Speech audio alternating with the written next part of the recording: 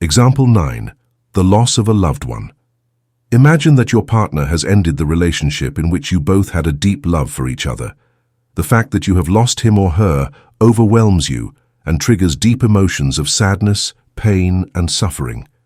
Your heart feels like it is tearing apart, and sometimes it can even cause physical discomfort such as heartache, cramps, or just pain.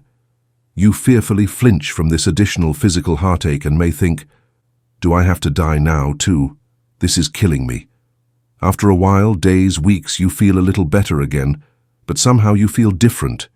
Your emotional heart has closed up a bit. When the pain became less, this made life easier again for a while. But somehow you can't feel so emotionally heartfelt afterwards. Every emotion is there less strongly now, the negative as well as the positive ones. You wait for them to come back at some point. Each time positive emotions come back, they last for a shorter and shorter time. More often you have the feeling that nothing can really bring you joy anymore. More negative thoughts and depressive behavior emerge. To break this negative spiral, people often try to fight it with overcompensation, such as addictive behavior. Reminder: the person should change his behavior because the current behavior is already causing distress or holds the possibility of future distress. For a better understanding, we also recommend reading the 10 Laws of Evolution.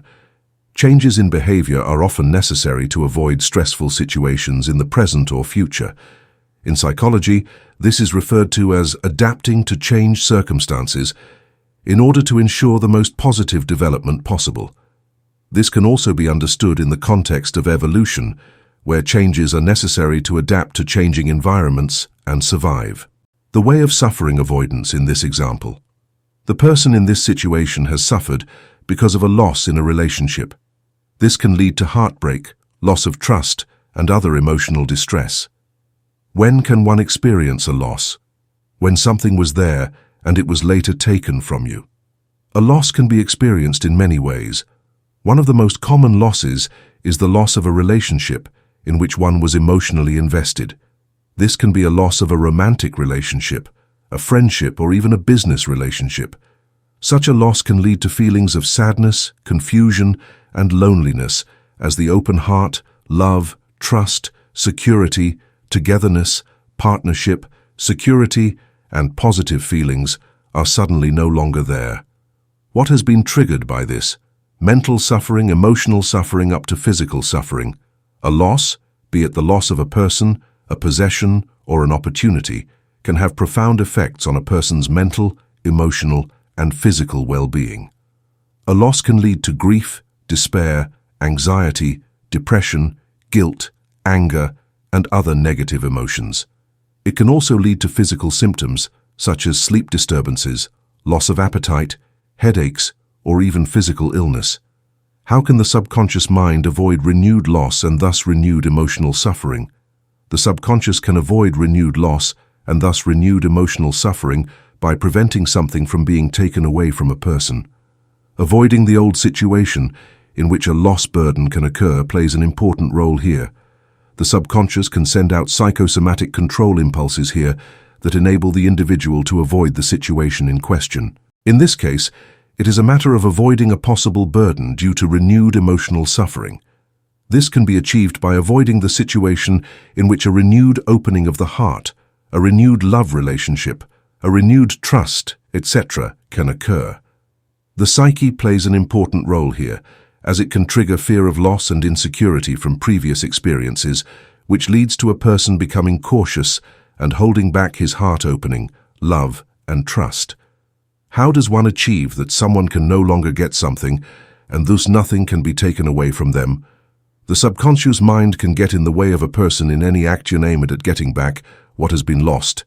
Any attempt to open the heart again, to experience love with a fully opened heart, or to fully trust again will be hindered or even prevented by doubt, fear of loss, insecurity, or other mental, emotional, or physical psychosomatic symptoms.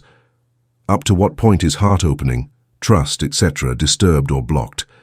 Our subconscious mind can, up to a certain point, interfere with our ability to regain the positive state we were in before.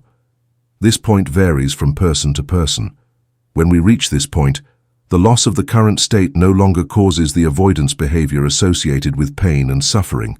In other words, the person may open his heart only to the extent that if love is lost again, the suffering, pain of loss, is significantly less.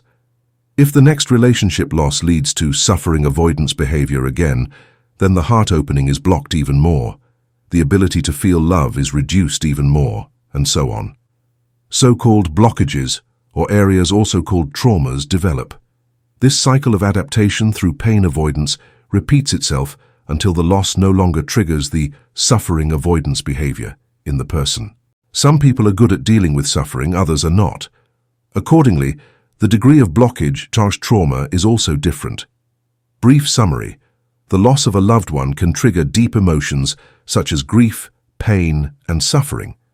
The pain can cause physical discomfort, such as heartache, cramps, or aches. After a while, the pain becomes less, but one feels different, as if the emotional heart has closed. Positive emotions are shorter and less strong. Negative thoughts and depressive behavior occur.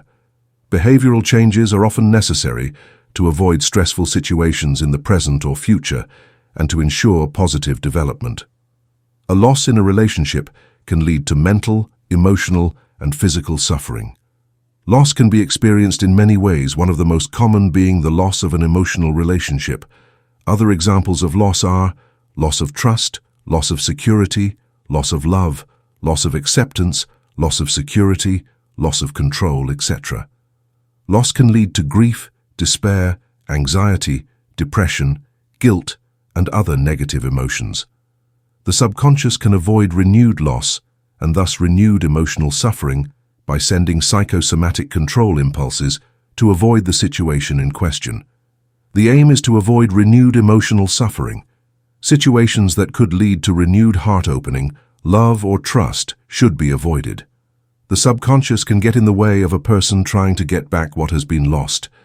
Doubt, fear of loss, and insecurity can interfere with or prevent the ability to open the heart, love, and trust. Our subconscious mind can, up to a certain point, interfere with our ability to regain the positive state. The person may only open his heart to such an extent that if there is another loss, the suffering is significantly less. If suffering avoidance behavior occurs again, the blockage, trauma, is reinforced. The cycle repeats until the loss no longer triggers the suffering avoidance behavior.